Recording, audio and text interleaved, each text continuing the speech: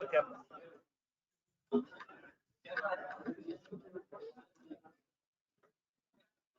का वो चेक करना 301 की हुआ वाईफाई 301 ही है ना।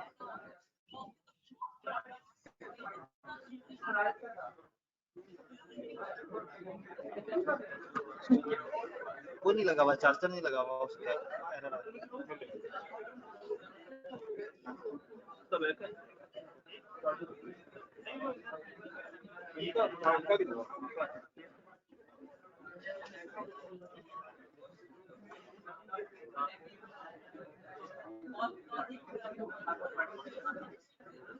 जी जनाब, अस्सलाम वालेकुम। कंफर्म करने चार्ज हो रहा। ऑनलाइन वाले हजरात, स्क्रीन, कैमरा, एक्शन नहीं आवाज, तीनों चीजें क्लियर है?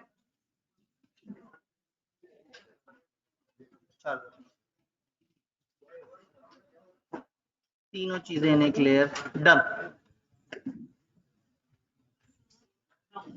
सब कैमरा नहीं आ रहा जी, एक बंदे को कैमरा नहीं आ रहा, बाकियों को कैमरा भी नजर आ रहा है। जब भी कोई इस तरह का प्रॉब्लम आया करे, एक दफा रीसेट कर लिया करें, डिस्कनेक्ट करके दोबारा कनेक्ट कर लिया करें। डन।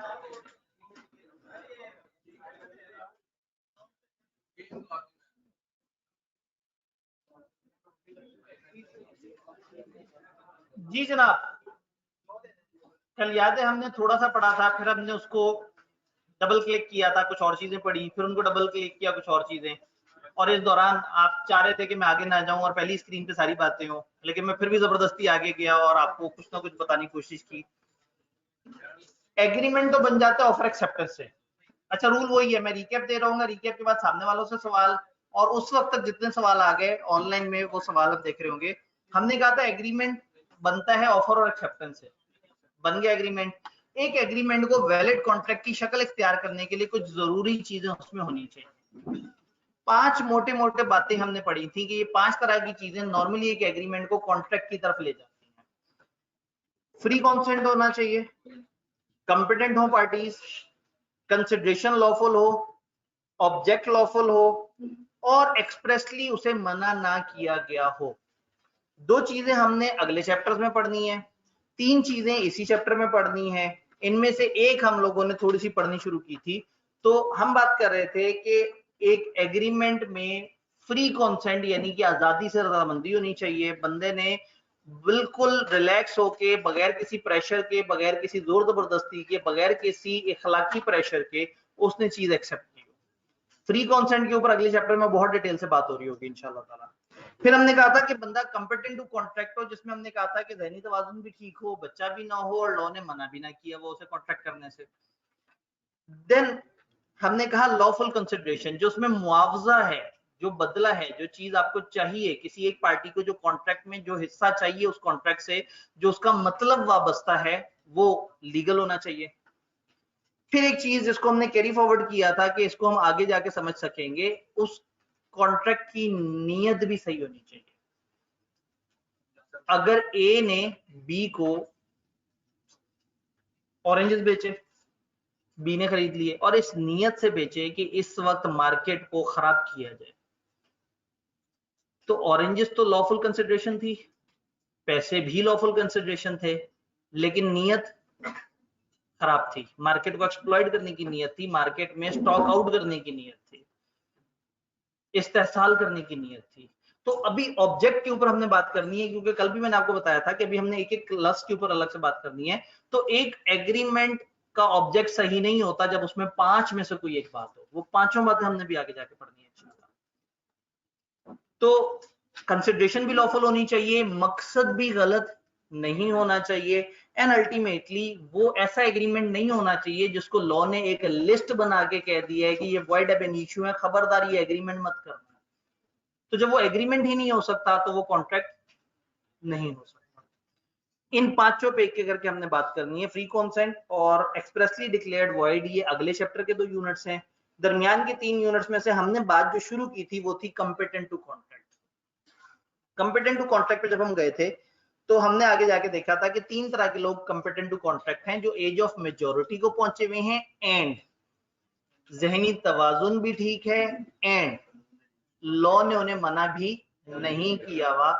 जिसमें ये तीनों फीचर्स पाए जाते हैं वो बंदा इस काबिल है कि वो कॉन्ट्रैक्ट कर सके। फिर इनमें से एक एक लफ्ज के ऊपर हमने बात शुरू की थी। हमने कहा था कि जो माइनर है उसका मतलब है जो कि एक खास एज से छोटा है। एक खास एज से छोटा बंदा कॉन्ट्रैक्ट्स में आएगा तो फिर मसलो मसाइल बढ़ जाएंगे। वो खास एज नॉर्मल केस में 18 साल से कम थी और गार्डियन अगर अपॉइंट हुआ वो तो 21 साल से कम थी। हमने कहा था माइनर के साथ एग्रीमेंट हो सकता है लेकिन नफा नुकसान की जिम्मेदारी अपनी अपनी, यानी कि माइनर के ऊपर आप लीगल केस नहीं कर सकेंगे। माइनर धोखा कर दे तो आप उसको ये नहीं कहेंगे कि अदालत में जाके जिसको धोखे की सजा दी जाए।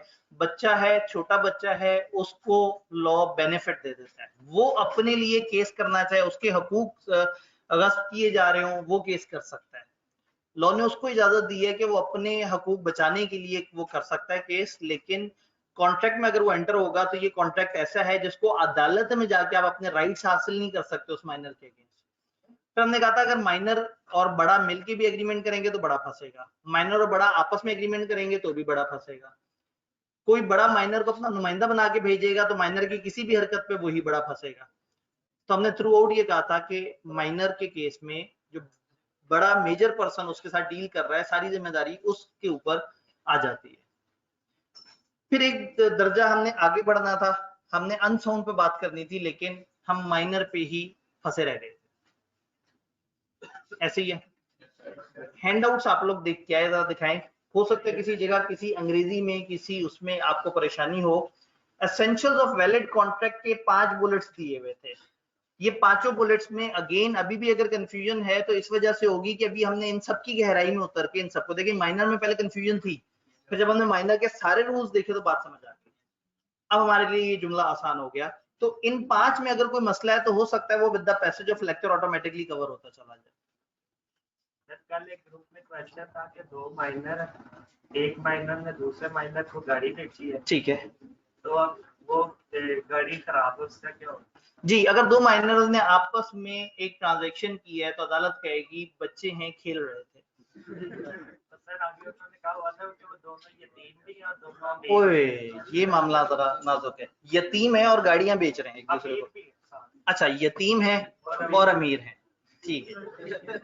तो वो यतीम है और अमीर है। अगर यतीम और गरीब कहते तो हम कहते हैं उनके हकूक के साथ इस्तेसाल नहीं होना चाहिए। फिर तो हम ह्यूमन राइट्स के तहत कहते हैं कि माइनर का एक एक्सेप्शन होता है कि वो अपने बुनियादी हकूक के लिए जाके केस कर सकता है और अपना मुकदमे में अपने लिए बेनिफिट ले सकता है। लेकिन अगर वो अमीर किस्म की यतीम है तो ऐसे में जो है वो फिर थोड़ा सा मुश्किल हो जाएगा, क्योंकि वहां पे फिर अदालत कहेगी कि भाई तुम लोगों ने आपस में डील किया, तुम भी माइनर, तो जाओ बच्चों की अदालत में।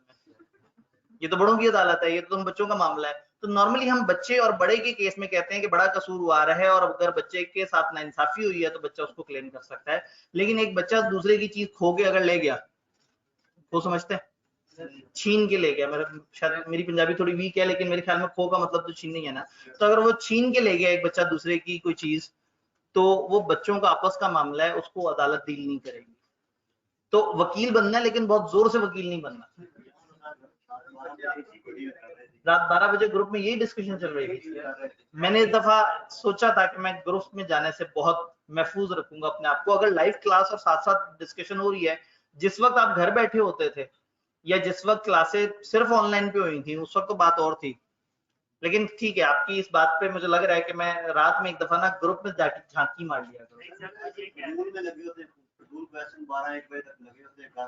असल में देखिए पता है क्या बात ये है कि हर बंदे का ना अपना एक मिजाज होता है, अपना एक, जी बिल्कुल, अपना एक लर्निंग पैटर्न होता है, एक लर्निंग पैटर्न होता है हर बंदे का। और हम हर तरह के स्टूडेंट को समझते हैं कि हाँ भाई मतलब उसकी बात समझनी जरूरी है।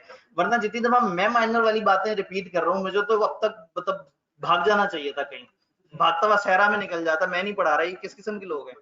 लेकिन होता ये है कि जाहिर है मतलब हर तरह के लोग शुरू में ना लॉ में ऐसे प्रॉब्लम्स आते हैं। शुरू में ना हमें भी हिम्मत बढ़ानी है। अगर आप लोग व्हाट्सएप ग्रुप में हैं तो रिकमेंडेड है कि आप उसे म्यूट करें, दिन में एक दफा वहां जाएं, मुश्किल से 7 से 8 मिनट लगेंगे, मोटा मोटा सा उधर देख लें। हो सकता है एक आध सवाल आपको अच्छा लगे तो ढूंढें, अगर उसका कोई अच्छा जवाब आया हुआ है तो ठीक है, इससे ज्यादा टाइम उसको देने की जरूरत ही नहीं है। फिर जो लोग ग्रुप के जितने भी यूजर्स हैं जो सब मुझे सुन सकते हैं, देख सकते हैं, उनको भी मैं कहूंगा कि कोशिश करें वो इनफॉर्मल बातें ना करते। वहां अचानक से होता है, अच्छा इस दफा FR2 का इम्तिहान किस दिन होगा, अच्छा वो फलाना वाले ग्रुप में नोट्स आए या नहीं आए। अब वो जब इस तरह की बातें शुरू हो जाती हैं तो ग्रुप का तकद्दुस पामाल हो जाता है। तो मैं भी इसी वजह से उस ग्रुप से घबरा के उसमें एंटर ही नहीं हो पाता कि भाई इसके अंदर तो एक जंग चल रही है, तो उसमें FSC के रिजल्ट भी पूछ रहे होते हैं। एक काम क्यों नहीं करते, आप में से कोई एक ग्रुप बनाए इनफॉर्मल, उसे कह दे स्कैन्स बी लॉ इनफॉर्मल ग्रुप, उसका लिंक उस ग्रुप में फेंक दें और कहें यार इस जगह पे सारी इनफॉर्मल बातें होंगी। और जैसे ही ग्रुप में कोई इनफॉर्मल बात करे फौरन से एडमिन को टैग करके कहें सारे बच्चों को निकाल दें। तो एक दो दफा कुछ बच्चे निकलेंगे, वो कहेंगे हमें पता नहीं था कौन सा ग्रुप है, किस तरह से वापस आएंगे, तो ग्रुप में भी थोड़ा सा सुकून हो जाएगा।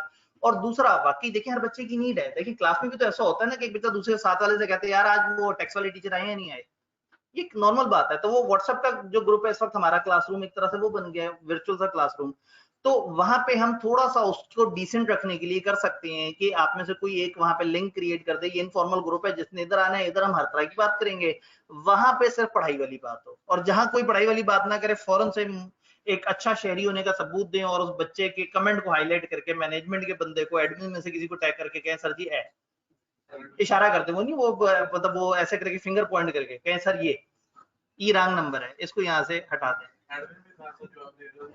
एडमिन तो जवाब बेचारे देंगे ना। अगर सवाल आप लोगों ने किए हैं, भाई एक बच्चा आके एक सवाल पूछे और चाहे वो हमारे स्कोप से भी बाहर है, अगर जवाब ना दिया जाए तो बच्चे देखें कल आप लोगों ने कितने छोटे-छोटे सवाल पूछे।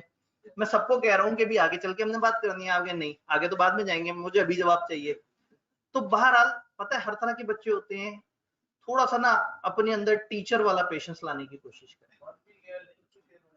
बन भी गया, लिंक भी शेयर हो गया, वाह ये देखे ना जी। तो हमारे दरमियान ही एक मौजूद एक स्टूडेंट ने ग्रुप 1 में शेयर भी कर दिया। आप ये देखें, मतलब जो काम करने वाले हैं वो ऐसे करते हैं, ज्वाइन भी कर लिया लोगों ने। तो इससे पता है क्या, मेन ग्रुप महफूज हो जाएगा। तो इससे ये होगा कि जब आप मेन ग्रुप में जाएंगे तो आपको 6-7 सवाल और उनके 6-7 जवाब नजर आ रहे होंगे, तो उससे। लेकिन बहरहाल गैर जरूरी सवाल भी बीच में आएंगे। लोग ना मतलब देखें, ये है लॉ, बिजनेस लॉ जो है ना वो ऐसे ही है कि वो एक ही बात के अंदर गहराई में गहराई, आहिस्ता आहिस्ता जैसे जैसे आपकी एज बढ़ती जाएगी आप मैच्योर होते चले जाएंगे, जैसे जैसे लॉ समझ आता जाएगा। प्रॉब्लम है कि भी आपने शुरू में कॉन्ट्रैक्ट का वर्ड समझा और आप चाहते हैं कि पूरे लॉ के ऊपर हर चीज आपको समझ आ गई हो और आप उसको इम्प्लीमेंट, तो आहिस्ता आहिस्ता इल्म जो है वो इंसान को थोड़ा मुदब्बर बना देता है। तो जैसे जैसे आप इल्म की राह में बढ़ते जाएंगे वैसे वैसे आपके अंदर शऊर आता जाएगा और वैसे वैसे आपकी जो informal discussion on that formal group है वो थोड़ी सी कम होती चली जाएगी। यही वो सारे मसलो मसाइल थे जिसकी वजह से इस दफा मैंने बड़ा शिद्दत से ने कहा था कि सिर्फ फिजिकल क्लास हो या नीचे बैठे हुए लाइव स्ट्रीमिंग वाले बच्चे हो, क्योंकि ऑनलाइन वाले वो एक अलग दुनिया में चल रहे होते हैं, तो वो अभी भी क्लास में कनेक्ट है। और प्रॉब्लम मुझे दुख ही होता है कि आप सबका सवाल मैं साथ साथ देख पा रहा हूँ, सुन पा रहा हूँ, आप एकदम से हैंड रेस कर देते हैं, इन लोगों की तरफ तवज्जो मैं फौरन से नहीं दे पाता। तो हमने शुरू में बंद किए थे और बच्चों ने बड़े जोरों शोर दे के इनसे ओपन करवा लिए और इन्होंने मुझे बगैर बताए ओपन भी कर लिए। मुझे तब बताया जब उसमें कुछ 70 के करीब या पता नहीं 90 के करीब एडमिशन कर चुके थे। उन्होंने कहा सर गलती से कुछ हो गया, अब आगे नहीं करेंगे। मैंने कहा फिर अब बचा क्या है। तो कुछ दिन के लिए एडमिशन बंद भी रहा है लेकिन अब दोबारा से उसमें ओपन हुआ है। तो ये प्रॉब्लम थोड़ा सा है, या तो लाइव डेडिकेटेड एक अलग क्लास हो, उतना टाइम नहीं है, इतने सारे बैचेस, इतने सारे वो दो कैंपस, तो फिर प्रॉब्लम ये है कि हम मजबूरन ही ऑनलाइन क्लास देते हैं उन लोगों के लिए जिनके पास फिजिकल या लाइव स्ट्रीमिंग की ऑप्शन ना बची हो या जो दूसरे शहर में हो। तो हम उन्हें बताते हैं कि आपको वो 100% क्वालिटी नहीं मिलेगी जो क्लास में होती है, लेकिन हम आपको भी फैसिलिटेट करेंगे और थोड़ा बेहतर क्वालिटी देंगे। और ऑब्वियसली मेरे ख्याल में उनकी फीस भी यहाँ से थोड़ी सी कम होती है, तो इससे कॉलेज भी थोड़ा सा हक बजाने हो जाता है कि जी हमने आप लोगों के साथ बहुत ज्यादा जुल्म नहीं किया, क्योंकि बच्चे की ख्वाहिश होती है जी हमने पढ़ना है, वरना फिजिकल और बैच भी हो रहे होते हैं। तो कोशिश करते हैं कॉलेज, लेकिन फिर मजबूरन वहां पे जहां बच्चे कहते हैं जी हमने आना है, तो अब हमने मजबूरन ही ऑनलाइन की ऑप्शन दी है और व्हाट्सएप वगैरह का ग्रुप बनाया है। असूलन तो सामने के बच्चों का व्हाट्सएप ग्रुप का तो भी कोई नहीं है।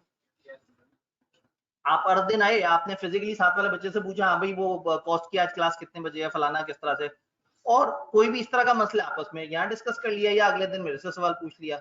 तो मैंने इनसे कहा था कि कम से कम फिजिकल बच्चों वालों का ग्रुप ना बनाएं। उन्होंने कहा नहीं सर, वो बच्चों को ऐसी लत पड़ गई ऑनलाइन की कि फिजिकल वालों को हमने ऑनलाइन में भी डालना होता है, तो ये फिजिकल वाले अपने आप को डबल रोल में कंसिडर करते हैं और किसी भी दिन छुट्टी बड़े फखर से कर लेते हैं सोच के कि चलो कोई बात नहीं, मैं तो रिकॉर्डेड लेक्चर देख लूंगा। तो थोड़ा सा कुछ शहर के लोग भी जालिम सन, कुछ सानू मरंदा शौक भी सी, तो कुछ मिक्स हो गया। लेकिन शुरू में ऐसा होता है, आहिस्ता आहिस्ता ग्रुप थोड़ा सा मैच्योर हो जाएगा और ये जो इनफॉर्मल ग्रुप वाला मामला है इससे काफी मसले इंशाल्लाह रिजॉल्व हो जाएंगे। चलें जी, वापस इधर आते हैं। माइनर के ऊपर हमने मुख्तलिफ रूल्स पढ़े थे। सामने के हाजरीन से कल के लेक्चर में कोई सवाल वो बताएं, फिर मैं ऑनलाइन वाले हाजरीन की तरफ आऊंगा। जी एक मिनट में ऑनलाइन का टाइम नोट कर लूं, ये आखिरी सवाल आया हुआ है मेरे पास 12:53 पे, बस जी।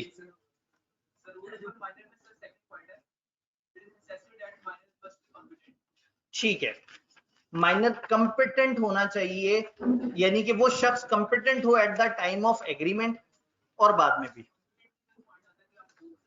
हाँ, अब इसका मतलब ये है कि हमने कहा कि अगर एक माइनर ने बचपन में एक एग्रीमेंट किया और बाद में बड़ा होने के बाद उसे रेटिफाई कर दिया, याद है, तस्दीक कर दी कि हाँ भाई वो वाली बात सही है, तो रूल ये है कि उस बंदे को eight the time of agreement भी कंपिटेंट होना चाहिए था, eight the time of ratification भी।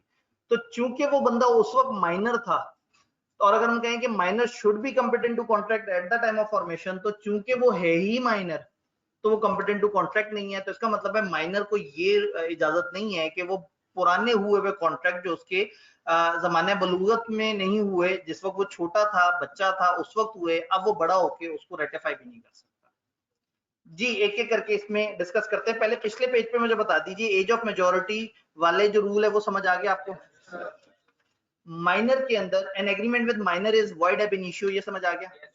हो ही नहीं सकता। It is necessary that minor must be competent to contract at the time of entering in contract, तो इसका मतलब है कि उस वक्त फिर उसे माइनर नहीं होना चाहिए, और चूंकि मैंने लफ्ज माइनर इस्तेमाल किया तो उसका मतलब है वो बंदा फारिग हो गया। तो ये जो रेटिफिकेशन है ये वाला ऑप्शन माइनर को अवेलेबल नहीं है। ये पॉइंट सबको क्लियर है? तीसरा पॉइंट, माइनर इंसॉल्वेंट डिक्लेयर नहीं हो सकता क्योंकि वो इनकम्पिटेंट टू कॉन्ट्रैक्ट है। ये इंसॉल्वेंट का वर्ड आपके लिए थोड़ा सा नया है, अगर थोड़ा सा मुझे मौका देंगे तो आज ही मैंने इस लफ्ज पे काफी बहस करनी है। क्या इतना मौका मुझे दे सकेंगे? ठीक है, इस पे फिलहाल आप लेड पेंसिल से छोटा सा कैरी फॉरवर्ड लिखते हैं, बहुत ही छोटा सा, क्योंकि मैं अभी आज इंशाल्लाह ताला बशर्ते सेहत जिंदगी मैं आप लोगों को करा रहा हूँ। If a minor enters into agreement jointly with major person, तो फंसेगा मेजर पर्सन, ये बात समझ आई? If minor represent fraudulently कि वो बड़ा है और किसी दूसरे को इंड्यूस करे कि आ जाओ मेरे कॉन्ट्रैक्ट में एंटर हो जाओ, तो फंसेगा भी वो बड़ा ही, क्योंकि ये तो बच्चा था। Rule of estoppel does not apply to minor. और इससे पहले के सवाल आए नीचे उस्ताद की तरफ से एक note, tutor note, we would be discussing estoppel in later chapters. तो इस लफ्ज पे बिल्कुल परेशान ना हो, हमने आगे जब इस सबको अच्छी तरह से समझ लेना है तो फिर आपके लिए जुमला जरा ज्यादा अंडरस्टैंडेबल हो जाएगा, क्योंकि उस एक लफ्ज पे हमारा तकरीबन आधे घंटे का लेक्चर चलेगा उस दिन। तो इसमें मुझे बताइए एस्टॉपल के लफ्ज के अलावा और इंसॉल्वेंट का लफ्ज मैं भी थोड़ी देर तक एक्सप्लेन कर दूंगा इंशाल्लाह। एस्टॉपल और इंसॉल्वेंट के अलावा कोई सवाल? सामने के हजरात के सवाल नहीं है? ऑनलाइन हजरात, सर अजीब सा साउंड आ रहा है, आवाज जरा भी नहीं आ रही। ओके हो गया जी, उन्होंने बताया आ रही थी लेकिन अब उन्हीं को आ रही थी। ठीक है, उन्होंने रिफ्रेश किया और उनकी आवाज सही हो गई, बेहतरीन हो गया, मसला रिजॉल्व। सर फिजिकल वालों को निकाल दें ग्रुप से, ये भी सही है। असूलन वैसे मतलब लॉजिकली आई एम कन्विंस कि फिजिकल वालों को उस ग्रुप में नहीं होना चाहिए। वो पहली क्लास में इतना कुछ शोर मचा के गए होते हैं कि उनको घर जाके तो सुकून करना चाहिए। ठीक है, एक काम कर लेना, नहीं मेरे ख्याल में फिजिकल ऑनलाइन, हाँ फिजिकल का तो ग्रुप ही अलग है। ओ भाई ऑनलाइन वाले भाई, आपके ग्रुप में आप ही के बच्चे हैं, हाँ लाइव स्ट्रीमिंग और ऑनलाइन वाले बच्चे इकट्ठे हैं, फिजिकल वालों का तो ग्रुप ही अलग है, हमें तो अभी याद आया। हाँ क्योंकि वो तो 257 की लिमिट होती है, फिजिकल वालों का ग्रुप ही अलग है। निकाल दिया आपके ग्रुप से सारे फिजिकल निकाल दिए। सर माइनर के बिहाफ पे किसी कॉन्ट्रैक्ट में एंटर हो सकता है? कोई माइनर के बिहाफ पे किसी कॉन्ट्रैक्ट में एंटर हो सकता है। कई दफा कुछ लोग माइनर के बिहाफ पे कॉन्ट्रैक्ट करते हैं, लेकिन अगेन वो चीज ठीक नहीं होती। गार्डियन को कुछ जगह अलाउड होता है कि वो जिस बच्चे की कफालत कर रहा है वो उसके बिहाफ पे कुछ कर सकता है, लेकिन वो कॉन्ट्रैक्ट एक्ट वहां पे खामोश है। इसमें गार्डियन और वार्ड एक एक्ट है पुराने जमाने का, उसने इसके बारे में रूल्स बताए, लेकिन हमारे सिलेबस में नहीं। देन एक माइनर जब 19 साल का है, तो माइनर तो ना हुआ, एक मेजर जब 19 साल का है और उसके पेरेंट्स की डेथ हो गई, तो उसको क्या माइनर को 21 साल क्या होने का वेट करना होगा? नहीं, क्योंकि एक बच्चा अगर एज ऑफ माइनॉरिटी क्रॉस कर चुका था नॉर्मल रूल में, 19 साल का हो चुका था, अब अगर वालिदैन की डेथ भी हो गई तो अदालत गार्डियन अपॉइंट नहीं करेगी, क्योंकि बच्चा अब कानूनी तौर पे उस एज को पहुंच चुका है कि वो अपने एग्रीमेंट्स खुद कर सके। तो मसला ये होता है कि 18 साल से छोटा बच्चा हो और उसके वालिदैन की डेथ हो जाए, खुदा ना खास्ता, या कुछ ऐसा मसला बन जाए, तो वहां गार्डियन चाहिए होता है। 18 साल से अगर बड़ा हो चुका है तो फिर वो गार्डियन वाली बात फिर अप्लाई ही नहीं करेगी।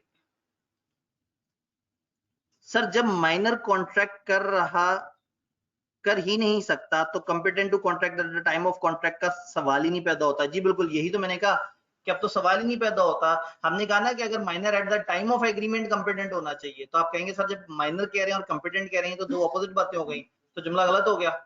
इसका मतलब ऐसा हो ही नहीं सकता। इसका आसान मतलब ये हुआ कि माइनर रेटिफाई कर ही नहीं सकता, क्योंकि eight the time of entering into contract he should be competent and he is not competent, क्योंकि वो माइनर है। तो वो जुमला वॉइड अब इनिशियो हो गया। तो माइनर हो ही नहीं सकता competent eight the time of formation of contract अगर उसकी माइनॉरिटी में हुआ है। इसका मतलब ये है कि एक रूल ध्यान में रखना है, minor can not ratify that contract जो स्टार्ट उसकी माइनॉरिटी के जमाने में हुआ था। वो बाद में उसकी तस्दीक नहीं कर सकता कि हाँ भाई उसको कॉन्ट्रैक्ट हुआ था, मुझे नहीं पता था, अब मैं मानता हूँ वो बिल्कुल सही contract.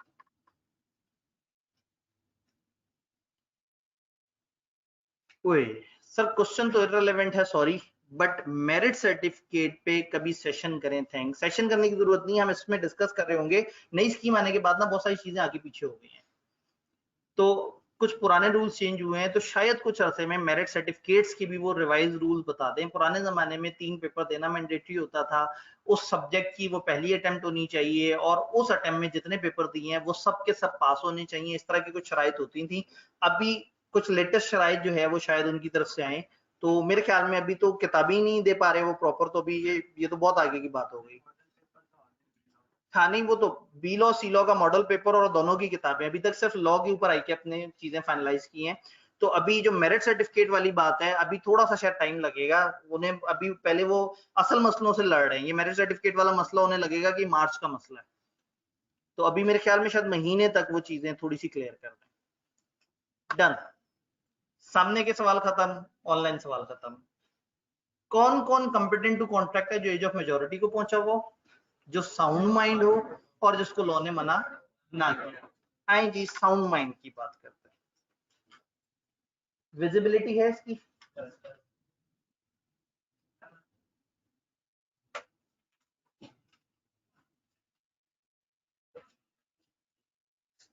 Sound mind, sound mind वो शख्स है जो अनसाउंड ना हो। खूबसूरत बात। साउंड वो है जो, आवाज उसे कहेंगे जहां आवाज की गैर मौजूदगी ना हो। नहीं समझ आया ना? तो पिछला जुमला आसान था। तो साउंड वो है जो अनसाउंड ना हो। तो अब मैं ये नहीं आपको बताऊंगा साउंड माइंड कौन होता है, मैं आपको बताऊंगा अनसाउंड। साउंड कौन होता है ये हम बात नहीं करेंगे, अनसाउंड कौन होता है ये बात करेंगे। अनसाउंड वो शख्स है जो eight the time of contract समझ ना पाए कि इस कॉन्ट्रैक्ट में मेरे लिए अच्छा बुरा क्या है, जो जहनी तौर पे इतना स्टेबल ही ना हो कि उस कॉन्ट्रैक्ट के जो मतलब हैं समझ सके और उसके अंदर अपने बेनिफिट्स, अपने नुकसान, अपने राइट्स वगैरह को समझ सके। तो अनसाउंड वो शख्स है जो उस वक्त, जिस वक्त कॉन्ट्रैक्ट हो रहा है, इस हालत में नहीं है कि वो उस कॉन्ट्रैक्ट को इतना गौर कर सके जितना एक कॉमन नॉर्मल इंसान एक कॉन्ट्रैक्ट को देख के अपने लिए अच्छा बुरा सोच सकता है। तो ऐसे शख्स को हम कहेंगे अनसाउंड। अब अनसाउंड की कुछ एग्जांपल्स हैं, ऑल्दो ये एग्जांपल है लेकिन हम एहतियातन इसको पढ़ लेंगे। 3 तरह की इसकी एग्जांपल्स बताई जाती हैं। एक को हम कहते हैं स्पेसिफिक पर्सन। स्पेसिफिक पर्सन, इसके लिए एक बड़ा कॉमन वर्ड भी इस्तेमाल होता है, इडियट्स।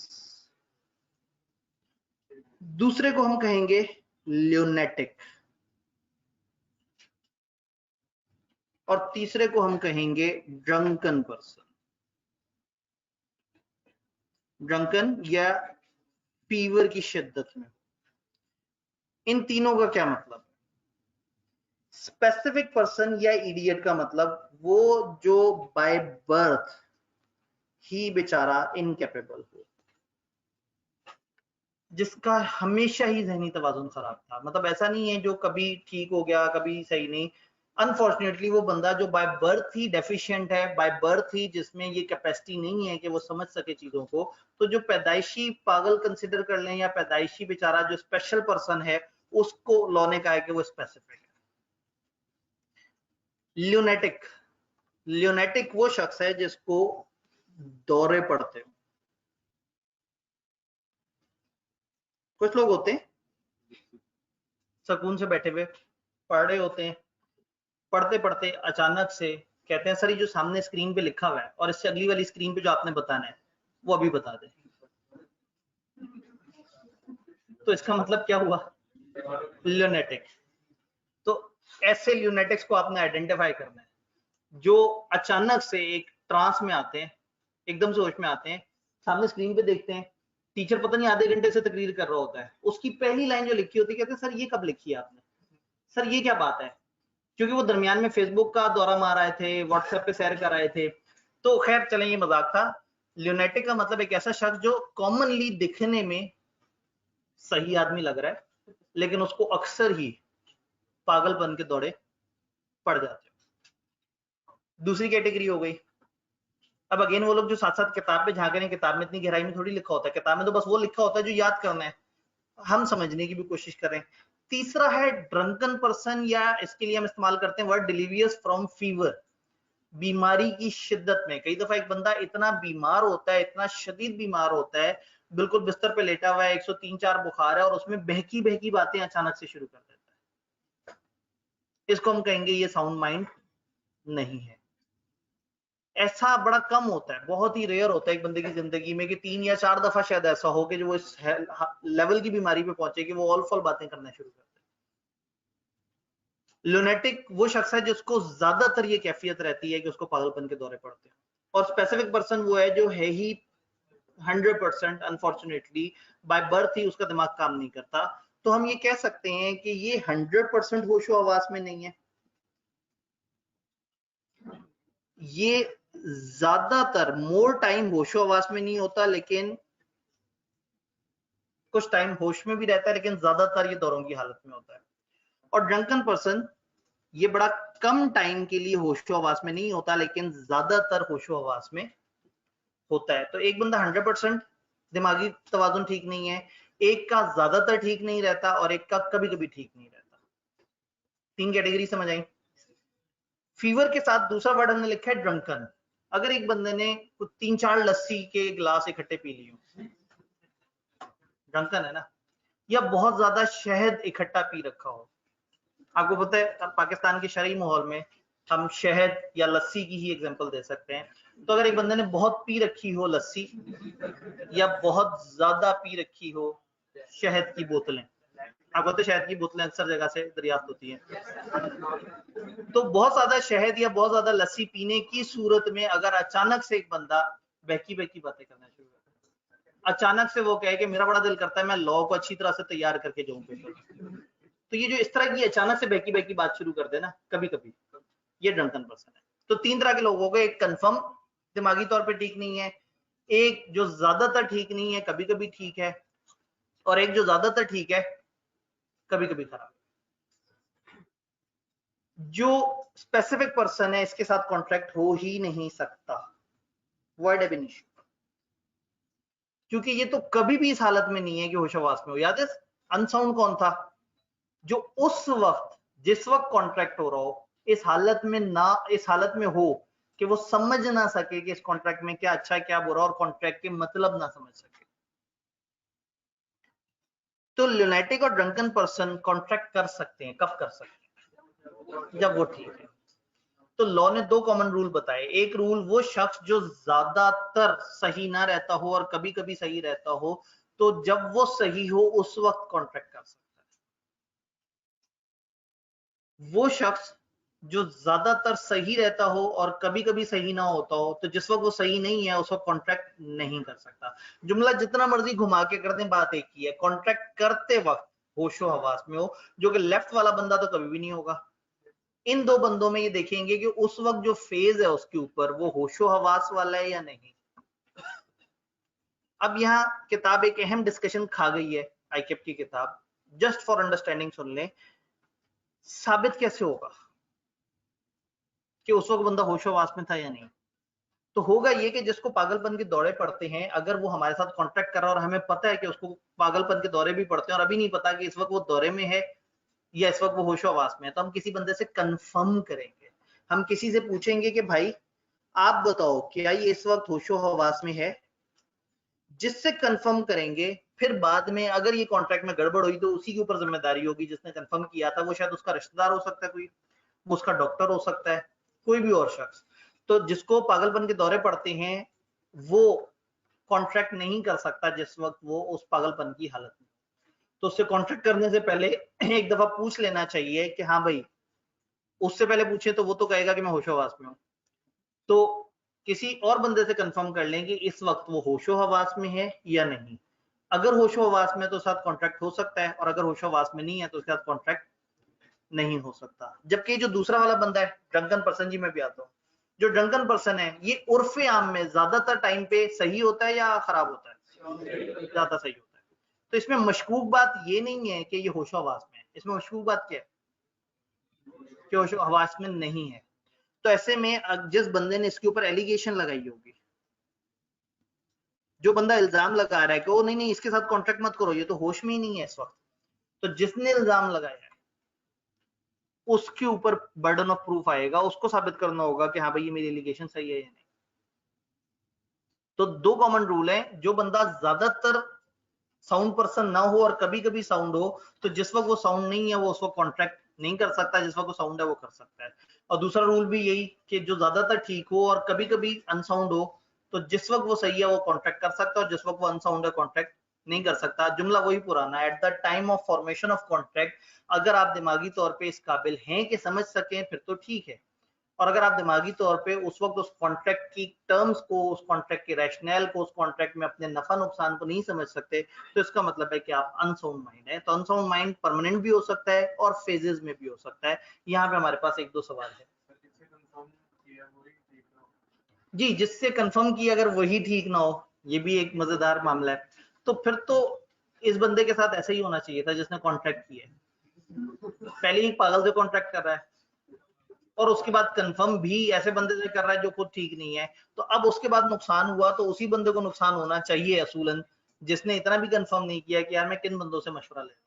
जी जिससे कंफर्म कर रहा है तो वो कॉन्ट्रैक्ट में एज अ विटनेस के तौर पर भी ये डिपेंड करता है कि उन्होंने शुरू में उसको गवाह के तौर पे बीच में ऐड किया या नहीं किया। लेकिन अगर आप साबित कर दें कि हमने इसे कंफर्म किया था, तो फिर वो कंफर्म जिससे किया वो बंदा फंस जाएगा।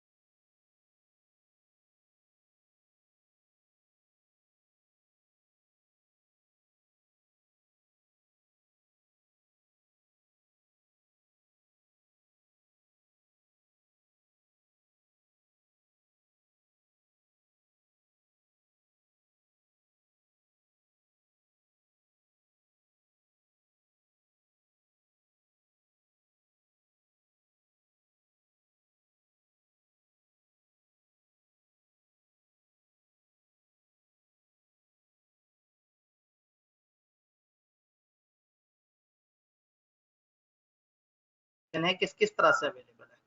ओए ऑनलाइन वालों का लेक्चर ही बंद हो गया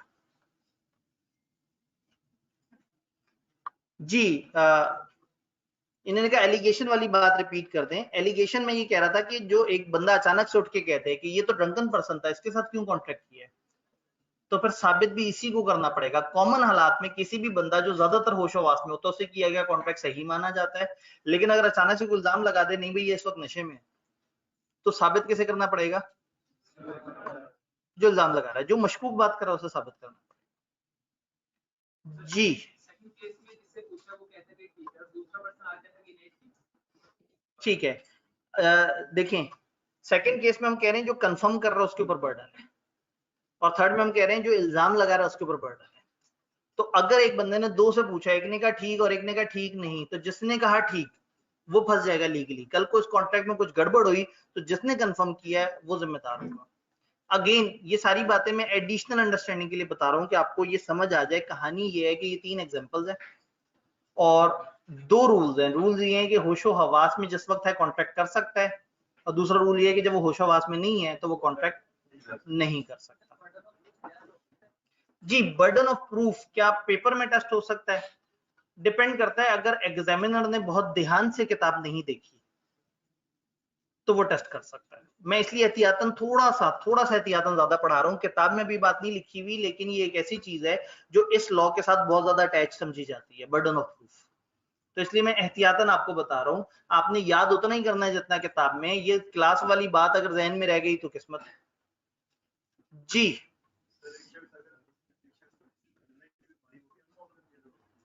अगेन देखेंगे कि वो किस हद तक लुनेटिक है। लुनेटिक का मतलब वही है जो कि बीच बीच में इंटरवल्स में साउंड पर्सन नहीं रहता। जरूरी नहीं कि एन उसे बीमारी ही हुई हो, कोई भी ऐसा, यानी कि ये भी एक बीमारी है जिसको जो भूल जाता हो।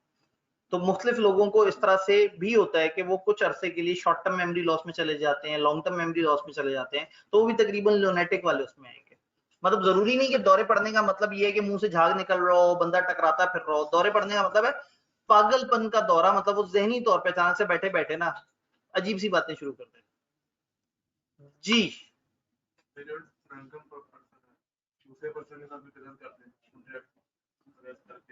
अगर दूसरे पर्सन के साथ कॉन्ट्रैक्ट करके, ठीक है, अगर एक ड्रंकन पर्सन ने किसी के साथ कॉन्ट्रैक्ट किया और उस कॉन्ट्रैक्ट में चीजें गलत हो गई या कुछ और, तो देखा ये जाएगा कि वो उस वक्त होश में था या नहीं था। तो चूंकि वो कॉन्ट्रैक्ट करते वक्त होश में नहीं था, तो इसका मतलब है ये कॉन्ट्रैक्ट नहीं था। जब कॉन्ट्रैक्ट नहीं था तो दूसरे बंदे को राइट ही नहीं मिलेगा। तो इसीलिए जो है वो अगर किसी बंदे पे इल्जाम लगा है ना कि ये सही नहीं है, तो बेहतर है कि पहले तहकीक कर लीजिए, और अगर फिर भी करें कॉन्ट्रैक्ट या जो भी है तो फिर नफा नुकसान देखना पड़ेगा जी। दोनों ड्रंकन हो तो कॉन्ट्रैक्ट करने वाला भी ड्रंकन है और कॉन्ट्रैक्ट जिससे हो रहा है वो भी ड्रंकन है। तो जब एक ड्रंकन था कॉन्ट्रैक्ट नहीं हुआ था, 2 हुआ तो कॉन्ट्रैक्ट बिल्कुल भी नहीं होगा, क्योंकि एक भी अगर ड्रंकन है, अगर उस टाइम पे देखिए, अगर वो उस टाइम पे साउंड माइंड था तो वो ड्रंकन नहीं है, और अगर वो ड्रंकन है तो साउंड माइंड नहीं।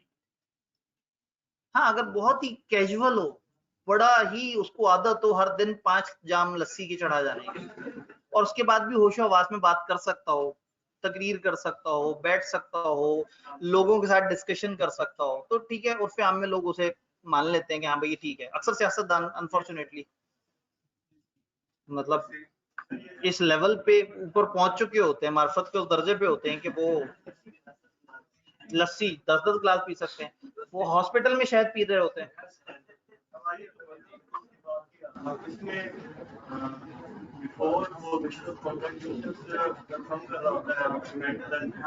ठीक है, देखें दरमियान वाले केस में जो कंफर्म कर रहा है उस पे आएगा, और जो आखिरी केस है उसमें जो एलिगेशन लगा रहा है उस पे।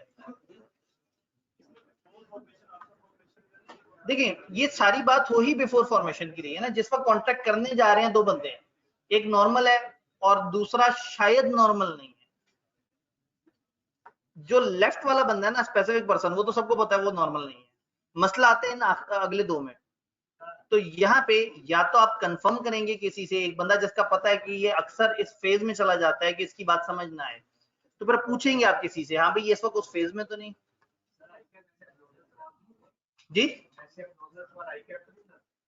आई कैप कुछ भी सवाल बना सकता है, लेकिन बहरहाल आप लोग जिस लेवल पे पहुंच जाते हैं सवालों के, आई कैप अभी तक वहां तक नहीं पहुंचा। ठीक, ऐसे में इस दफा मैंने क्या किया है, आपको क्वेश्चंस भी दे दिए हैंडआउट के साथ, ताकि जब चैप्टर खत्म हो तो फिर आपको असल में पता लगे कि असल वाला जो आई कैप है वहां पे असल में किस तरह के सवाल आते हैं।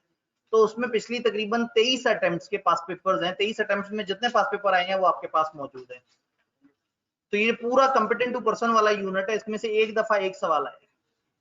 इसका ये मतलब नहीं कि सवाल आएगा नहीं। अगर किसी चैप्टर में आपको कम सवाल नजर आ रहे हैं तो इसलिए कि उस वक्त एमलॉप 50 नंबर का होता था, अब 100 नंबर का है, और इवन उसमें भी उस 50 में से भी 15 नंबर एमसीक्यूज को चले जाते थे, तो 35 नंबर। अब 35 वर्सेस 85, तो ज़ाहिर है 85 नंबर के लिए वो उन एरियाज में भी जाएंगे जहां से वो ज्यादा सवाल नहीं बनाया करते थे। तो हमने हर चैप्टर और हर यूनिट को उतनी ही अकीदत और एहतराम से पढ़ना है। जी मेरे ख्याल में बात समझ आई भी है सामने। जी अगर कॉन्ट्रैक्ट के बाद पता लगे कि वो बंदा ठीक नहीं था तो असूलन वो कॉन्ट्रैक्ट वॉइड हो जाएगा। वॉइड होने का मतलब है कि उस बंदे को राइट नहीं मिलेगा उस कॉन्ट्रैक्ट में, कोई वो आगे साबित नहीं कर सकता देखें जी ये तो मेरे पैसे ही नहीं इसने दिए। अदालत में बाद में साबित हो जाएगा जी ये बंदा तो होश में ही नहीं था। अक्सर फिल्मों में नहीं देखते, एक बंदे ने अगर बचना हो सजा से तो अचानक से साबित कर देता है कि जी इसका तो ज़हनी तवाज़ुन ही ठीक नहीं है, ये तो इस पोजीशन में ही नहीं था कि इस तरह का कोई मामला कर सके या कॉन्ट्रैक्ट कर सके। तो ऐसे में लॉ थोड़ा सा छूट दे देता है ऐसे बंदे को, यानी कि दूसरे बंदे को पावर नहीं मिलती उस बंदे के अगेंस्ट जो कि माइनर हो या अनसाउंड माइंड हो। जी सर अगर एक ड्रंकन ने कॉन्ट्रैक्ट करते वक्त झूठ बोला और अगले बंदे को नेक्स्ट डे पता लगा तो उसे प्रूफ कैसे करेगा? अब अगेन अगर अगले बंदे को पता ही बाद में लगा है तो उस बंदे की गलती, क्योंकि उसके साथ कोई अच्छा दोस्त नहीं था जो एलिगेशन लगाता कि यार ये बंदा इस वक्त ड्रंकन है। हम आगे जाके पढ़ेंगे अगर गलती एक बंदे से हुई है ना तो कॉन्ट्रैक्ट पे कोई फर्क नहीं पड़ा, यानी कि कॉन्ट्रैक्ट में अगर कोई नुकसान होगा तो उस बंदे को होगा जिसको गलती हुई है। अगर दोनों को गलती लगी हो फिर डिफरेंट रूल होता है। ये बातें हम इससे अगले वाले चैप्टर में पढ़ रहे होंगे इंशाल्लाह। डन। अगेन देखें जब वो कंफर्म करेगा और उसने कॉन्ट्रैक्ट करना होगा तो जाहिर है वो फिर थोड़ा सा साइन शाइन भी करवा लेगा कोई कागज पे कि हाँ भाई आप इस वक्त बताते हैं कि ये बंदा होशो हवास में है नहीं, ताकि कल को अदालत में ले जा तो सके इस बंदे को। अगर वो कल मुकर के बंदा तो हो सकता है कोई गवाह या लिखत पढ़त कर। 3 तरह के अनसाउंड पर्सन हमें समझ आए। अनसाउंड कौन है? जो eight the time of formation of contract उस कॉन्ट्रैक्ट की टर्म्स और उस कॉन्ट्रैक्ट में अपने नफा नुकसान को समझ ना पाए, वो अनसाउंड। तो माइनर कॉन्ट्रैक्ट नहीं कर सकता, कंपिटेंट नहीं है। अनसाउंड पर्सन नहीं कर सकता। क्लियर हुआ? तीसरा वाला, तीसरा क्या था? डिस्क्वालिफाइड वाला, लॉ ने मना कर दिया।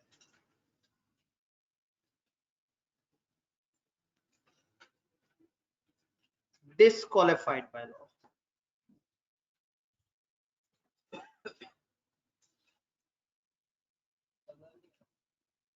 चले मैं कलर चेंज कर लेता हूं, मैंने लिखा है डिस्क्वालिफाइड बाय लॉ। ठीक है जी, अब येलो से लिखा जाएगा disqualified by law.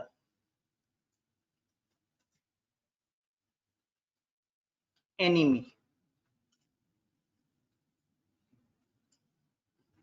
Alien enemy,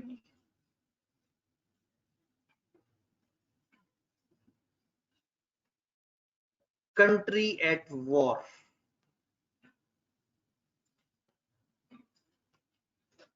एक ऐसा शख्स जो आपका दुश्मन है।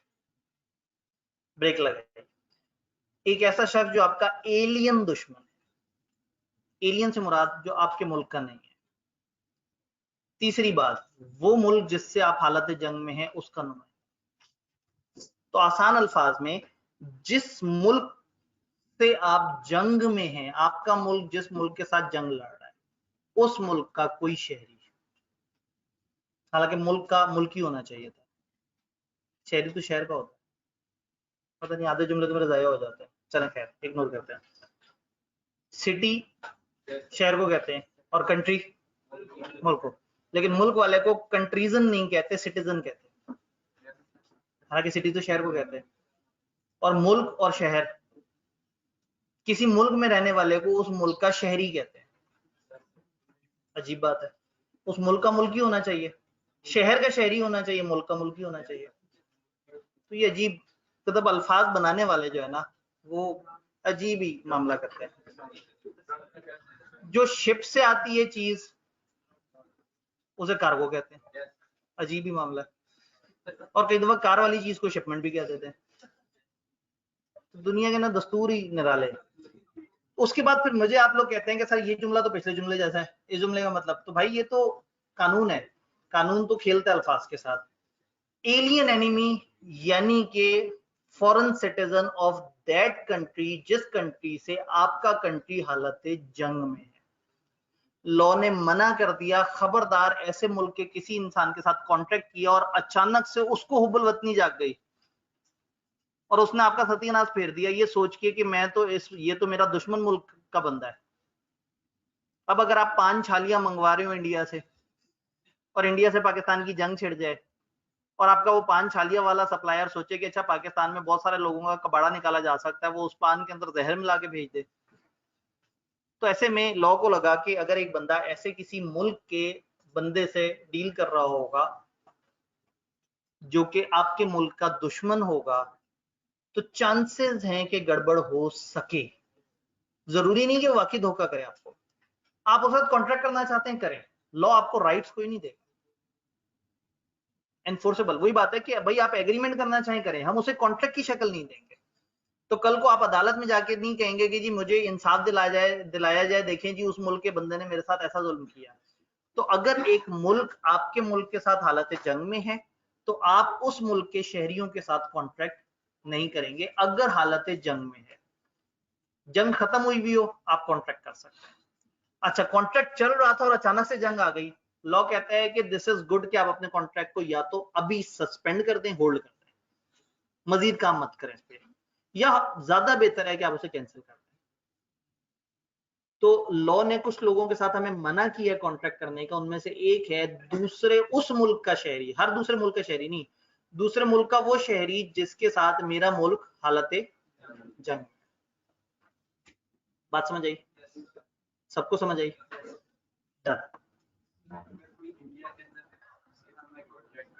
कोई अगर इंडिया में है उसके साथ आप कॉन्ट्रैक्ट कर रहे हैं, तो चूंकि इस वक्त पाकिस्तान और इंडिया हालत जंग में नहीं है, अब यहाँ पे अगर हम बहुत ज्यादा लॉ पढ़ रहे होते तो हम कहते हैं कि हालत जंग को डिफाइन करना जरूरी है। वॉर किसे कहते हैं? इंडिया का जहाज पाकिस्तान के अंदर आया और हमने मार गिराया, क्या ये हालत जंग है या नहीं है? अब ये कानूनी एतबार से देखना पड़ेगा, और शुक्र है वो कानून हमारे सिलेबस में नहीं है, तो इसलिए हमें वो उन्हें बताना पड़ेगा एक्सप्रेसली कि ये इन दो मुल्कों के दरमियान जो चल रहा है वो जंग है। हम खुद से नहीं अंदाजा लगाएंगे कि कितने मिसाइल हो जाने के बाद हम उसको हालत जंग तस्वुर करेंगे। छोटी मोटी तो झड़पें चलती रहती हैं सरहद के ऊपर, और वो अगर हम कहेंगे उसने हम पे हमला किया है तो पहले हुआ क्या था, छेड़ के आए थे, बकायदा प्लान किया था, गए हैं वहां पे 2-3 जगह पे शरारतें की हैं, एक जहाज को पीछे लगाया है, अपना माठा सा जहाज भेजा, उनका बड़ा तेज सा जहाज पीछे लग गया, बड़ा खुश कि उसको गिरा देंगे, इधर आया हमारे अच्छे वाले जहाज ऊपर आ गए। प्रॉपर प्लान करके, जैसे नहीं वो एक भेड़ छोड़ देते हैं, शेर उस भेड़ को खाने आता है, पीछे से उसके ऊपर जाल फेंक देते हैं।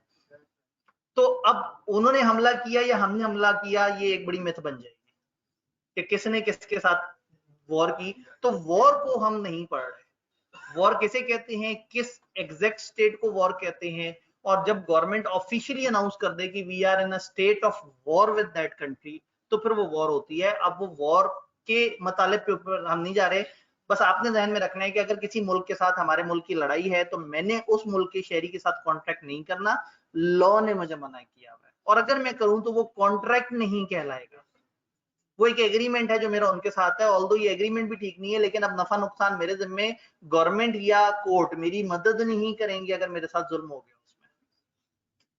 क्लियर जी? वहां से एक सवाल, ये कहां लिखा हुआ है?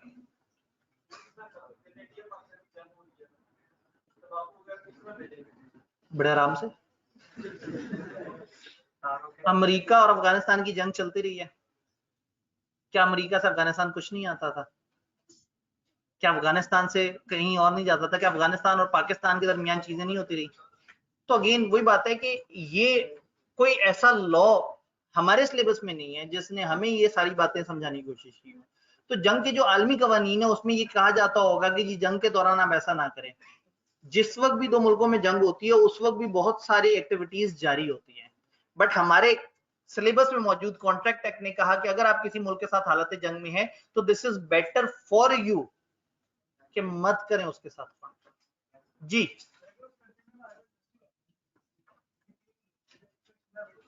देखिए, अगर उस मुल्क में कोई ऐसा बंदा है जिस पे आपको बहुत एतबार है, आप उससे डील करें। इन्होंने आपको ये थोड़ी कहा है कि मत डील करें, करें डील, लेकिन उन्होंने कहा खबरदार हमारे पास रोते हुए नहीं आना कि ये कॉन्ट्रैक्ट था।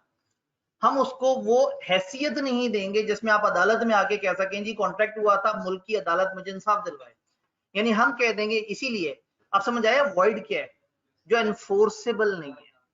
इलीगल को वॉइड नहीं कहते, वॉइड की एक किस्म इलीगल हो सकती है कि इलीगल होने की वजह से वॉइड। वॉइड का मतलब जो किसी वजह से कानून उसको एनफोर्स ना कर सके। तो ऐसे में अगर आपका को बहुत ज्यादा वहां क्लोज रिलेटिव है और उसके साथ आपकी डीलिंग चल रही है, आप चलाते रहें, लेकिन कॉन्ट्रैक्ट एक्ट उसको कॉन्ट्रैक्ट का नाम नहीं देगा, कोई और कानून उसको डील कर रहा होगा। जी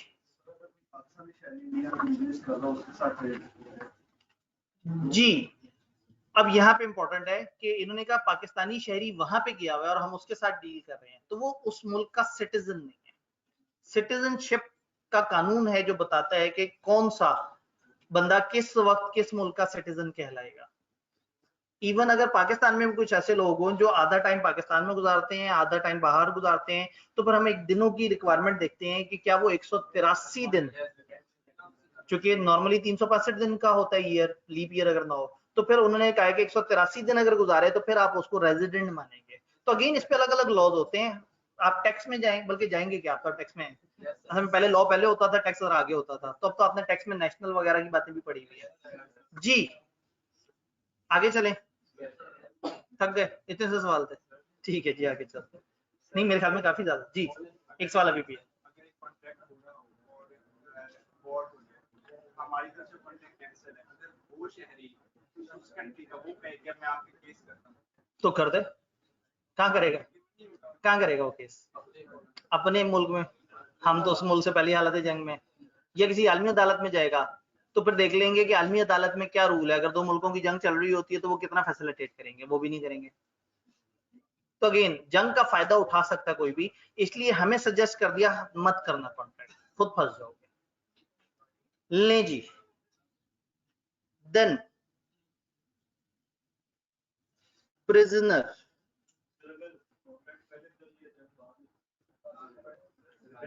अगर कॉन्ट्रैक्ट पहले कर लिया जाए और बाद में जंग छिड़ जाए, बताए मैंने बताया होगा, सस्पेंड कर सकते हैं, कैंसिल भी कर सकते हैं, दोनों ऑप्शन है। अच्छी बात है कैंसिल कर दिया जाए। प्रिजनर्स वो लोग जो न सिर्फ कन्विक्ट हैं यानी कि मुजरिम हैं, बल्कि कैद में भी हैं। वो लोग जो इस वक्त हालत कैद में हैं किसी जुर्म के ऊपर, तो वो मुजरिम जो सजा काट रहे हैं, मैं इसलिए दोनों को अलग अलग बता रहा हूं। अगर एक मुलजिम सजा काट रहा है तो वो इस रूल में नहीं आता। मुलजिम और मुजरिम में भी फर्क होता है। मुजरिम कौन होता है? जिस पे दफा जुर्म साबित हो गई हो, अदालत वाले भाई ने हथौड़ा मार के कह दिया हो कि हाँ भाई अब इस पे दफा फलाना लागू हो गई।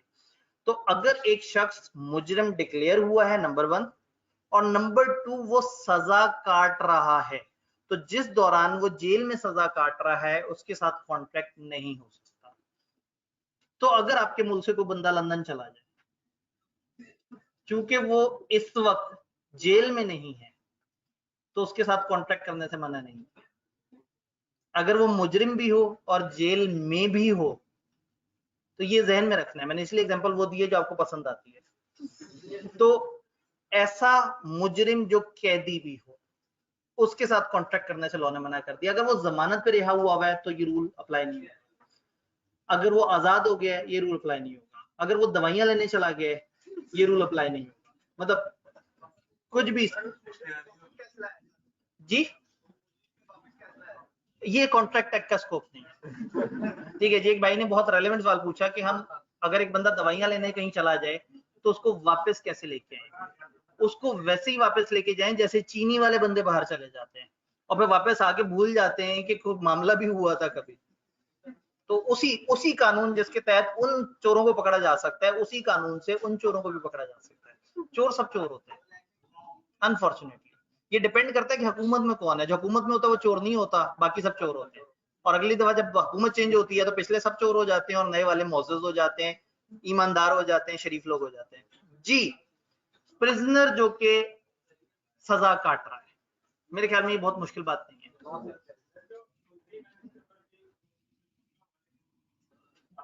जी जी, मेरे चेहरे की मुस्कुराहट से आपको थोड़ा सा अंदाजा हुआ होगा मैं क्यों मुस्कुराया। कोई जवाब देगा? अभी थोड़ी देर पहले मैंने यही बात बताई। ई रॉन्ग नंबर है, ई रॉन्ग नंबर है जी। तो मैं अभी थोड़े पहले किबला यही बता के फारिग हुआ था। मुल्जिम और मुजरिम का फर्क जब मैं बता रहा था तो मैं यही कहता कि अगर इल्जाम है तो फिर नहीं, कन्विक्ट हो यानी कि मुजरिम जुर्म साबित हो चुका हो, नंबर 1, और नंबर 2 कैद में भी हो। इसीलिए मैंने एग्जांपल ये भी दे दी, मतलब 2 एग्जांपल दी ना। एक मैंने कहा कि कैद में है बट मुजरिम नहीं है, उसके साथ भी हो सकता है कॉन्ट्रैक्ट। मुजरिम है बट दवाइयां लेने गया हुआ है तो भी हो सकता है। अगर मुजरिम भी हो और जेल में भी हो फिर नहीं हो सकता। क्लियर? दोनों शर्तें बड़ी वाज़ेह। अगर बंदा जेल आता जाता रहता हो तो ये वही रूल है जो बंदे को पागलपन के दौरे पड़ते रहते हैं कि जब वो सही हो कॉन्ट्रैक्ट कर सकता है, जब वो सही ना हो कॉन्ट्रैक्ट नहीं कर सकता। इन्होंने तो सारी सियासतदान बीच में कवर कर लिया। ठीक है जी। एक भाई ने कहा सर फिजिकल सवाल रिपीट कर दिया करें। असल में जो काम का सवाल होता है मैं जरूर रिपीट करता हूँ, लेकिन अनफॉर्चुनेटली सामने से ना कुछ 10 में से 2 सवाल काम के जरूर आते हैं। तो आपको जब भी मैं कोई सवाल रिपीट करता नजर आऊं ऑनलाइन वालों तो समझ जाइएगा वो काम का सवाल है।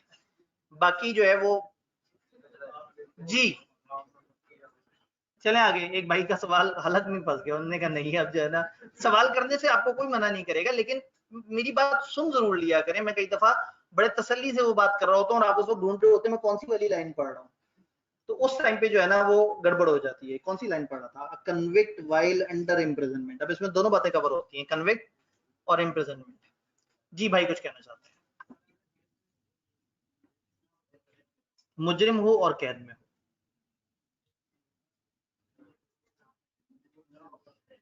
और ये भी कहा था कि मुजरिम ना हो और कैद में हो। एक बंदे पे किसी ने इल्जाम लगवा के कि ताल्लुकात इस्तेमाल करके बंदे को रिमांड पे भिजवा दिया। यही तो मैंने कहा, कभी कभी कुछ लोगों पे इल्जाम होता है और डर ये होता है कि भाग ना जाए, तो फिर कुछ ऐसे कवानीन होते हैं जो एक मुल्जिम को भी रिमांड में रखने की, इसे कहते हैं जिस्मानी रिमांड, उसको रखने की इजाजत दे देता है लॉ। जैसे बहुत सारे लोगों के केस चल रहे होते हैं। मनी लॉन्ड्रिंग के केस में अक्सर लोग जो है वो कई दफा अंदर होते हैं और अक्सर सियासतदान आके कहते हैं देखें जी मुझे बिला वजह कैद किया हुआ था, जुर्म तो साबित ही नहीं हुआ।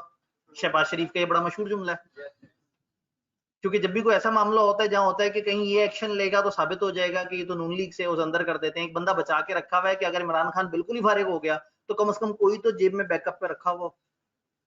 ये खैर वो बड़ों के खेल हैं, ये हम तो सिर्फ देख रहे होते हैं। खैर इससे पहले कि मैं जुमले की गहराई में उतरूं और फिर जो है कोई कोई क्लिप चल जाए और उसके बाद जो है वो अगले दिन यहाँ कोई गाड़ी आई हुई हो। जी तो अच्छा है ना, मैं तो बड़े लोगों का जिक्र कर रहा हूँ, मैंने तो अच्छाई की बात की है। बड़े लोग, प्रिजनर और कन्विक्ट हमें समझ आ गया, और अब मुझे समझ आ गया है कि अब बाकी सारी बातें कनेक्टेड ही हैं। तीसरी चीज, एम्बेसडर्स।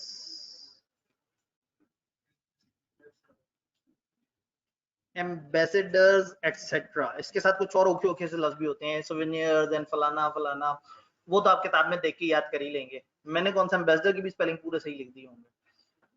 एम्बेसडर्स दूसरे मुल्कों के सिफारतकार, दूसरे मुल्कों के पाकिस्तान में आए हुए वो मेहमान जो गवर्नमेंट के मेहमान हैं। आपके घर अगर दूसरे मुल्क से आपका कोई कजन आया हुआ है तो वो दूसरे मुल्क का है और मेहमान भी है लेकिन गवर्नमेंट का नहीं है।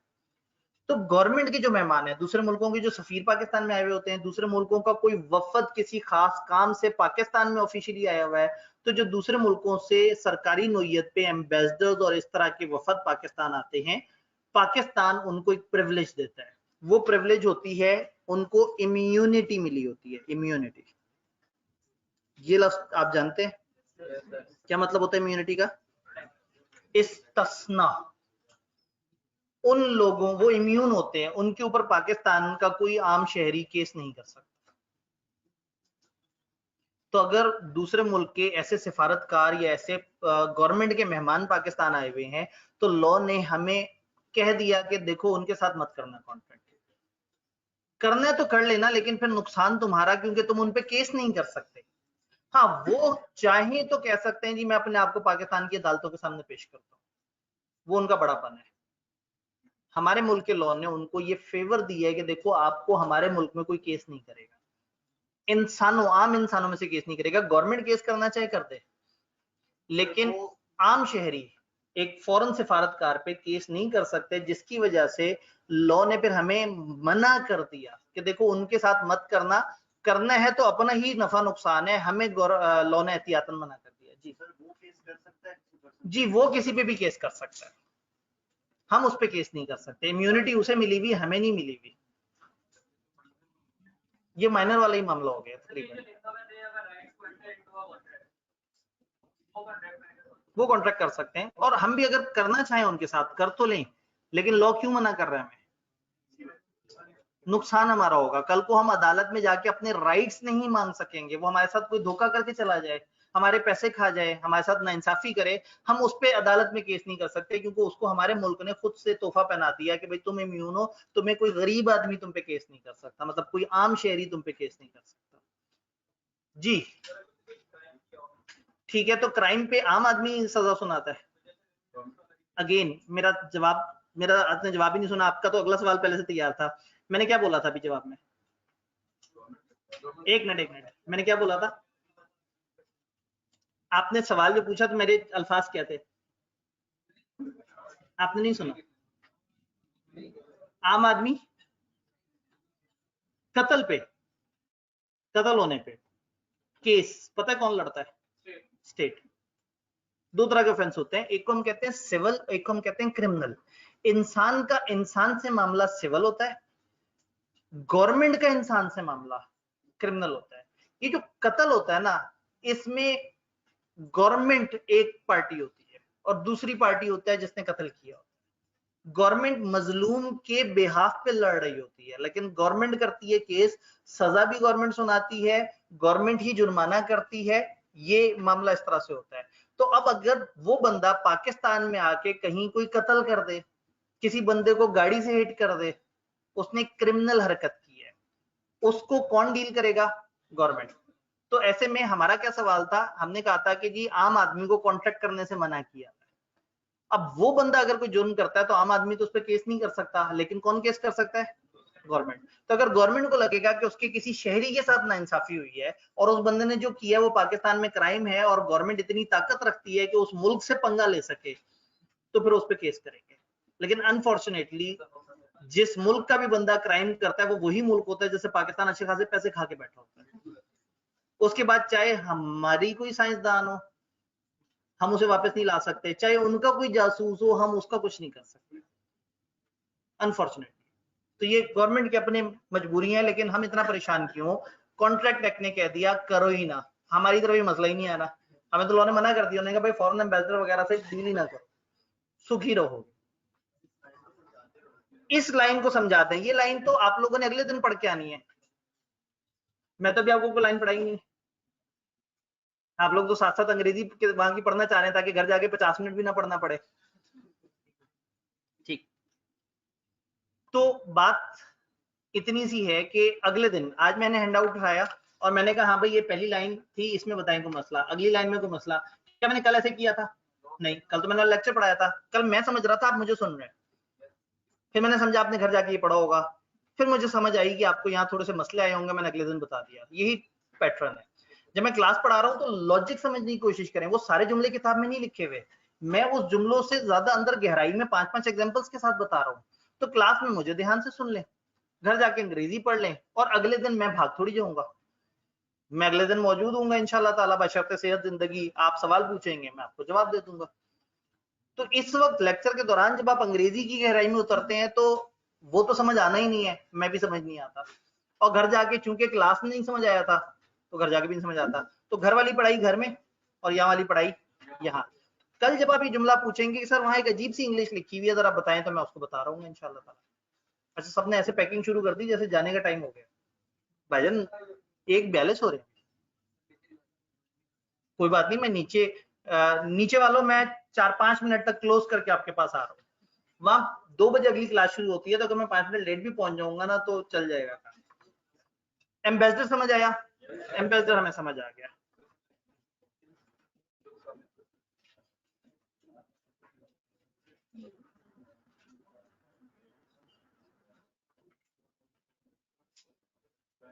इंसॉल्वेंट कौन सी लाइन थी वैसे जो आपको परेशान कर रही थी?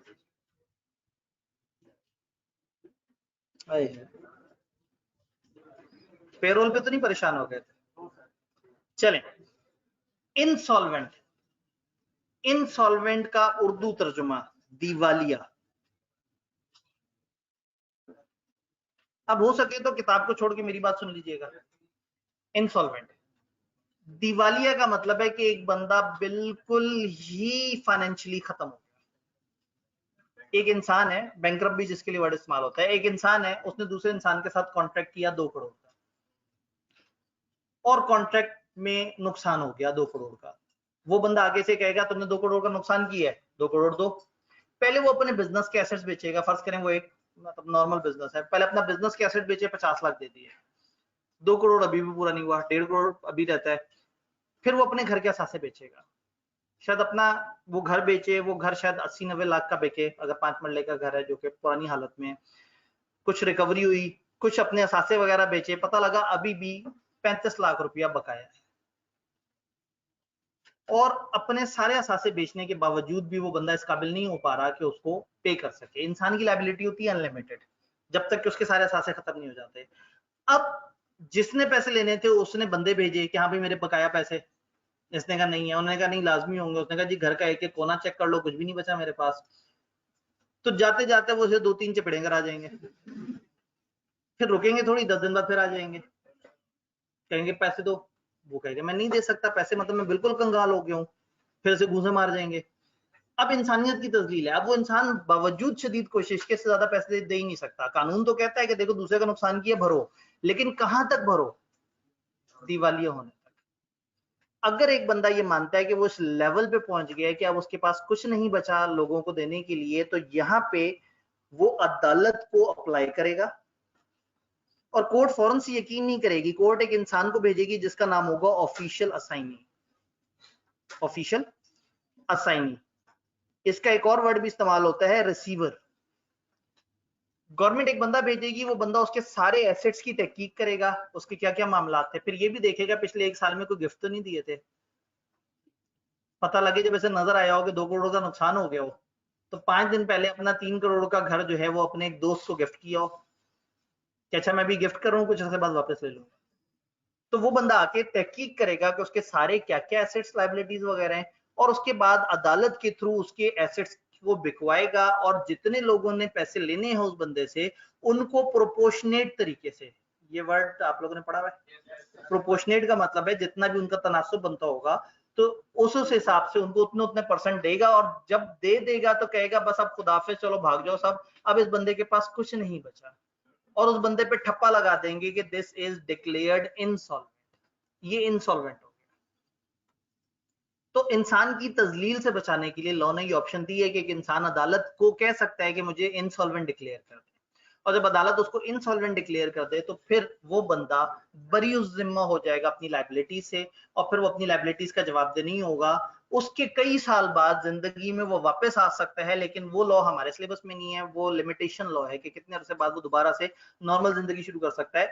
जब उसको डिक्लेयर कर दिया इंसॉल्वेंट, तो अब उसके जिम्मे जो लायबिलिटी थी भी कंसिडर किया जाएगा कि लीगली खत्म हो गई। क्योंकि अब जो मर्जी कर लें, जब है ही नहीं उस बंदे के पास कुछ और उसके सारे असासे अच्छी तरह से तहकीक कर लिए, तो बस अब अगला बंदा सब्र कर लेगा कि मैंने क्यों एक गरीब आदमी के साथ जो है वो डील किया था। तो इसको हम कहते हैं कि वो इनसॉल्वेंट डिक्लेयर हो गया। इनसॉल्वेंट का मतलब ये है कि उसके सारे के सारे असासे बिक गए, अब उसके पास कुछ नहीं बचा। माइनर इंसॉल्वेंट नहीं डिक्लेयर हो सकता। माइनर के असासे तो बेचे ही नहीं जा सकते प्रॉपर तरीके से जब तक वो बड़ा ना हो जाए, और बड़ा होने से पहले पहले वो कॉन्ट्रैक्ट में डील भी नहीं करता, और डील करे भी तो लायबिलिटी भी कोई नहीं लेता।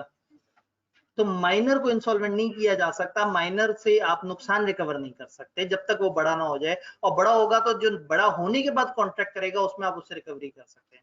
तो इनसॉल्वेंट के साथ लॉ ने मना कर दिया, उसने कहा खबरदार इनसॉल्वेंट के साथ मत डील करना, कल को बाद में रोते हुए हमारे पास मत आना और हम भी कह देंगे कि हमने डिक्लेयर कर दिया वो इंसॉल्वेंट है, उसको हमारी पुश्तनाई हासिल है, अब उस बंदे से रिकवरी नहीं हो सकती, और अब जो उसे जाके जदोकोब करेगा गवर्नमेंट उसके खिलाफ भी केस करेगी। जी नहीं, अब ये प्रॉब्लम है कि एक बंदे को देख के कैसे पता लगेगा वो इंसॉल्वेंट है? जिसने 2 करोड़ का कॉन्ट्रैक्ट करना होगा ना, इतना तो जरूर पता कराएगा कि ये सामने वाला बंदा किस कमाश का है, किस तरह का है, जिसके पैसे दाव पे लगे हुए हैं ना, उसने तो देखना है कि रिकवर हो सकते हैं या नहीं हो सकते।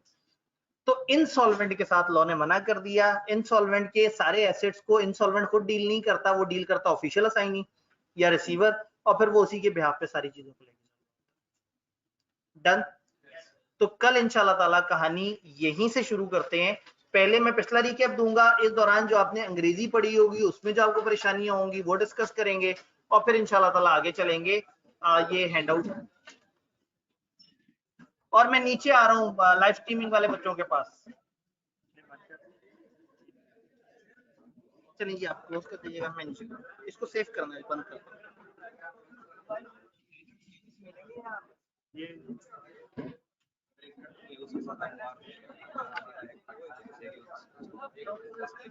उसका सिटीजन नहीं हो जाएगा। ठीक है, हम उसके साथ कर सकते हैं क्योंकि वो सिटीजन नहीं है ना, हमने कहा उस मुल्क के सिटीजन के साथ करना है। तो